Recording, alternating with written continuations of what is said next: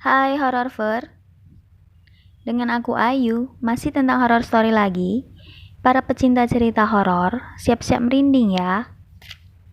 Pengalamanku ini terjadi di tahun 2016 lalu. Aku pernah ketemu sama hantu, itu pun gak disengaja. Saat itu aku kerja di Vivan Paragon, baru pindah dari Vivan Citraland. Aku sewa kos dulu di depan Carrefour dekat Lawang Sewu. Karena gak betah, jadi aku pindah ke kos baru. Rencanaku saat itu pengen cari teman, dan aku dapat kos baru di jalan dekat Paragon. Per kamar waktu itu seharga Rp450.000 untuk 2 orang satu kamar. Saat itu aku sekamar dengan 2 cewek namanya Anna dan Risma. Suasana kosku baru ini memang terlihat seram, karena ada pohon di depan kos yang tinggi ke atas dekat jendela. Temanku sekamar kerja jadi waiter di Mall Paragon, sama tempat kerjanya dengan aku. Aku sempat tanya ke temanku itu, namanya Ana. Mbak Ana, kamu orang mana? Dia menjawab, aku orang Jogja, Mbak. Dan tiap hari aku berangkat kerja jam 10 sampai 10 malam, biasa jam segitu. Dan setelah itu aku bercanda dan ngobrol-ngobrol dengan temanku di tempat kerja. Kami mengobrol tentang cerita horor. Aku dan Mbak Nita, temanku, suka dengan cerita-cerita horor. Jadi kita akrab dan klop. Ada teman satu lagi, namanya Desti. Dia imut, lucu, dan baik. Saat itu Mbak Nita punya kelebihan, pengalaman yang aku ceritakan ke dia, dia pun tahu. Aku pun seminggu belum sampai 1 bulan di kos baru yang tingkat ini. Tapi aku udah gak betah banget. Suasana kamar yang aku tinggali panas banget. Panasnya itu gak keringetan, tapi panas kayak cekik-cekik dan di ruangan kayak ada apinya gitu. Pokoknya auranya gak enak banget dan aku selalu gelisah kalau ditinggal sendiri sama temanku sekamar. Aku memang ngerasain hal yang aneh, kayak diliatin gitu. Apalagi pintu kos belakang dekat jemuran itu selalu dibuka, gak pernah ditutup atau dikunci seperti itu. Suasana ruangan kos yang aku tempati ini bangunannya udah rapuh dan berlumut. Bagian plafon juga udah ada yang lubang rusak gitu. Bagian atas rumah juga udah rapuh. Ibu kosnya juga tinggal serumah di lantai bawah, lantai 1. Di depan kos ada tempat kecil untuk jualan makanan ibu kos. Dia jualan nasi rames, ayam bakar, ayam penyet gitu, dan minuman es teh, aqua, es sirup. Saat itu hari pertama aku tempati kamar kos. Aku naik tangga kamar itu di lantai 2 atas. Kamarku paling belakang dekat kamar mandi. Di lantai atas ada 4 kamar, tapi ada kamar 1 yang kosong. Kamar nomor 3 tidak ditempati. Pernah sekali ibu kos melihatkan aku kamar nomor 3 itu. Dan aku rasa kalau ruangan itu aneh. Ada yang mengganjal di pikiranku, karena aku melihat ada kayu 2 seperti bekas kuburan, atau apa aku nggak tahu, tapi ruangan kos atas memanglah panas. Tidak ada rasa sejuk atau dingin. Nah, saat itu aku memilih yang kamar nomor 4. Ada teman kosnya di sana, jadi aku sekamar udah ada temannya. Dan aku berkenalan dengan dia. Aku menyapanya. Mbak, namamu siapa? Aku Ayu. Dia menjawab, aku Risma mbak, senang berkenalan denganmu. Aku menjawab lagi, iya mbak, sama-sama. Sudah lama ya mbak kos di sini? Aku tanya dia. Terus Risma menjawab, udah lama mbak Ayu, aku udah 2 tahun kos di sini. Aku tanya lagi, kerja di mana mbak Risma? Risma menjawab, aku kerja di food court Paragon bagian buat minuman. Mbak Risma tanya aku, kalau kamu kerja di mana? Aku jawab, aku kerja di Vivan Paragon di stand lantai 2, dekat Planet Surf. Aku jualan power bank, kabel-kabel, lampu LED, handphone, dan balance care. Udah lama aku dan Mbak Risma cerita-cerita, aku segera mandi. Mbak, aku mau mandi dulu ya, udah mau berangkat kerja. Aku berangkat kerja hampir telat waktu itu. Aku berjalan cepat dan absen foto dengan WeChat saat itu kirim ke bosku. Aku sampai di tempat kerja. Aku menyapa Mbak Nita. Hai Mbak Nita. Aku telat nggak? Hampir aja aku telat. Udah absen foto Mbak, tadi di eskalator. Sambil ketawa aku. Udah lama Dan udah malam juga, aku pulang kerja menuju kos. Baru itu terlihat ibu kos dan anak perempuannya nonton TV di ruang tengah. Aku menyapa ibu kos. "Bu, lagi nonton TV ya?" Ibu kos menjawab, "Iya mbak, baru pulang ya?" Aku menjawab pertanyaan dari ibu kos. "Iya bu, baru pulang aja." "Yaudah bu, aku naik ke atas dulu bu, mau bersih-bersih kamar dan mandi." Ibu kos menjawab, "Iya mbak, kalau sepi di atas, nonton TV aja, turun bawah ya." Dan aku menjawab, "Iya bu, nanti kalau kesepian aku turun ke bawah nonton TV." Dan udah jam 11 malam, mataku mulai mengantuk karena capek. Aku bersiap tidur. Malam-malam pertama, kedua, teman-teman masih ada di kos. Dan aku ada teman ngobrol. Malam ketiga, keempat, kelima, aku mulai ditinggali di kos. Tiap malam, jadi sering gak pulang. Temanku sekamar, dia pergi main dengan pacarnya. Sekamar dengan kosku itu bilang, kalau ada teman satu lagi mau kos bareng sama kita. "Oh iya mbak, gak apa-apa," aku bilang gitu. Jadi rame, ada temennya. Udah, pas itu pagi, aku bangun dan berangkat kerja lagi. Pas itu aku masuk siang, rasanya aku mulai gak betah di kos. Karena mau mandi, kamar mandinya tuh remang-remang, warna lampunya oranye gitu, gak terang. Ditambah dinding kamar mandi yang berlumut, menambah rasa merinding aku dan menyeramkan rasanya. Aku seperti dilihati, tapi aku gak tahu siapa yang lihat aku. Aku cepat-cepat saja mandi dan keluar kamar mandi.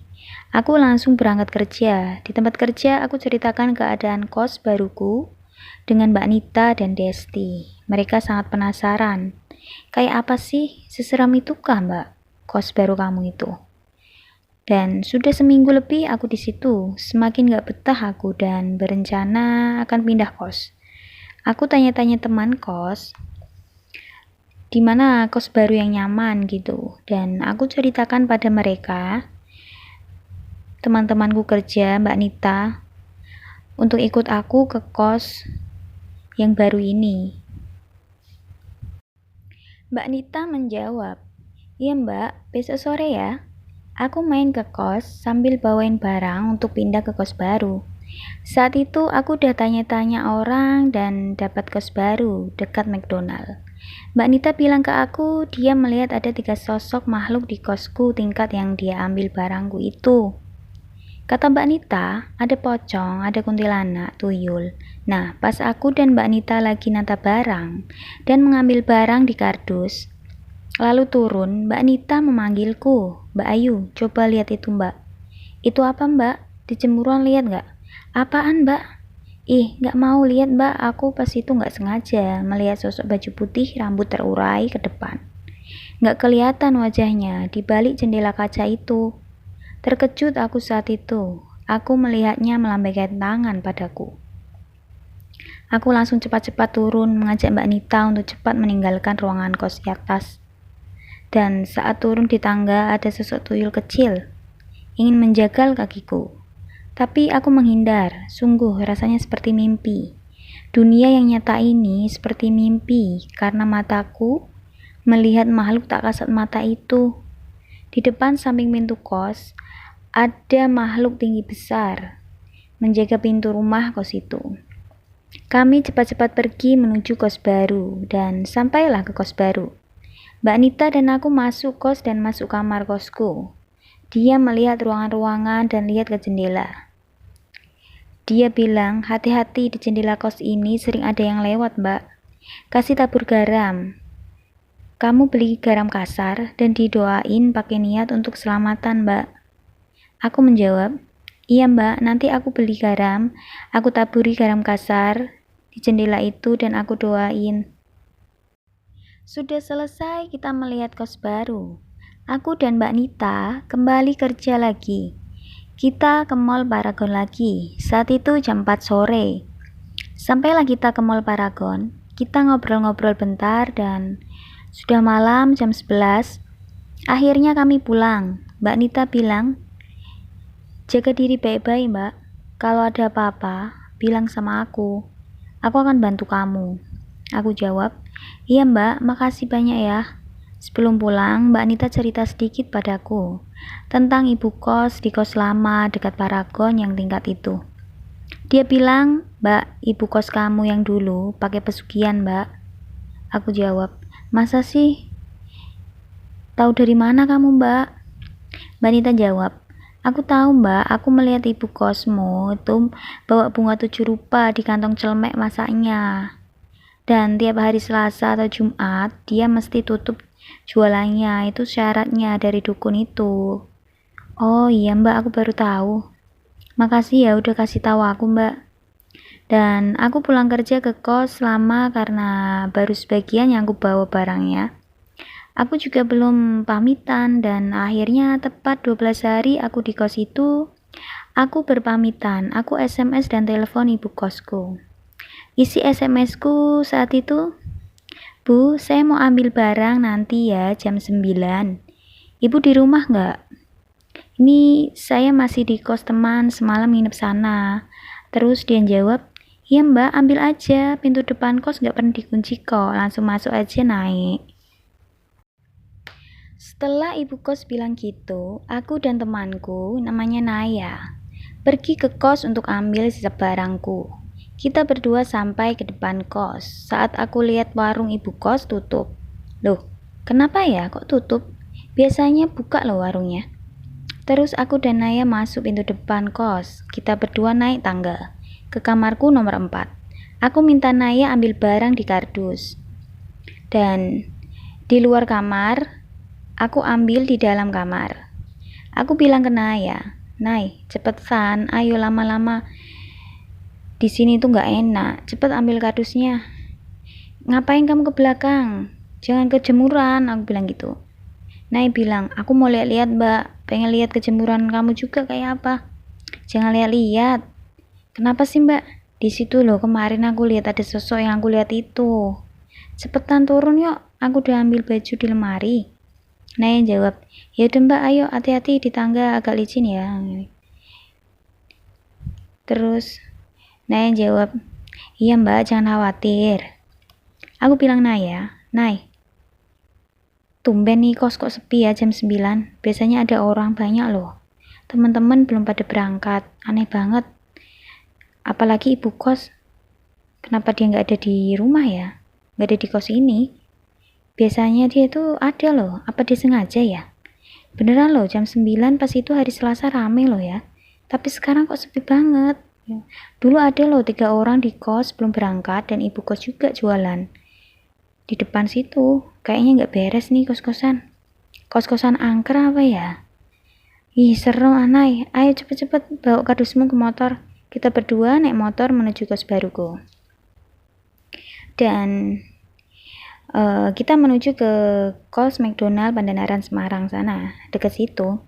Sampailah ke kos baru, kita berdua masuk dan menaruh barang-barang sambil cerita sedikit tentang kos baru ini. Naya cerita ke aku, Mbak, kos ini kelihatan tua ya mbak? Aku menjawab, kamu lihat kos ini tua ya Nay? Iya mbak, kosnya tuh tua, kok kamu berani di sini? Kos barumu ini loh. Terus aku bilang ke dia, ya berani aja Nay, mau gimana lagi? Kan aku juga nggak betah di kos lama. Terus dia jawab, ya udah mbak sabar ya. Semoga di kos baru ini kamu betah. Nah jawab, ya udah mbak, aku mau pulang dulu ya. Nanti masuk kerja siang. Aku jawab ke Naya, makasih banyak ya Nay, udah mau bantuin bawa barang aku. Naya jawab lagi, sama-sama mbak. Kalau ada apa-apa, bilang sama aku, nanti aku bantuin. Aku jawab, iya Nay, nanti kalau ada apa-apa aku bilang sama kamu ya. Nah, itulah cerita pengalaman horor aku, Hororver. Semoga bisa menghibur kalian ya. Dan terima kasih sudah menonton. Bersambung.